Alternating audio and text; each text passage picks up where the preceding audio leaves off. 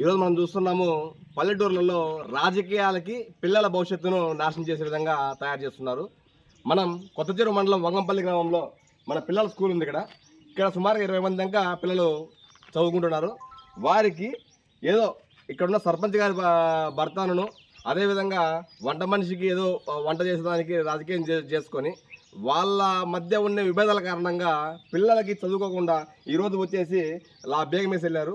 వారు ఏదో వంట మనిషి రాలేని చెప్పి గత వారం నుంచి ఇబ్బంది పెడుతున్నారు.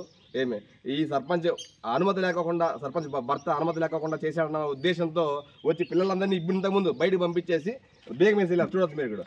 అంటే పిల్లల భవిష్యత్తు ఏదైనా మనము దేశం బాగుపడాలా, మన గ్రామాలు బాగుపడాలంటే పిల్లలు మనం చదువుకోవాలి, ముందుకు వెళ్ళాలని చెప్పి ఆలోచిస్తాము. మనం ఎంత సంపాదించినా కూడా వాళ్ళ కోసం చేస్తున్నాం. కానీ ఇక్కడ వీళ్ళ రాజకీయాల కోసము పిల్లల భవిష్యత్తును నాశనం చేస్తున్నారు. ఇది ఏమాత్రం మంచి పద్ధతి కాదు. మొత్తం ప్రతి ఒక్కరు గుర్తుపెట్టుకోవాలి. ఈ విధంగా పిలిపిస్తున్నాము. మొత్తం ఎంపీడీఓ కానీ ఎవరైనా సరే దీని మీద స్పందించి వారిపైన తక్షణమే ఇక్కడున్న సర్పంచ్ గారి భర్త కానీ ఎవరైతే వాళ్ళకి అనుకూలిస్తున్నారో ప్రతి ఒక్కరి మీద చర్యలు తీసుకొని వాళ్ళ మీద చర్యలు తీసుకొని కొడుతున్నాం మేమంతా.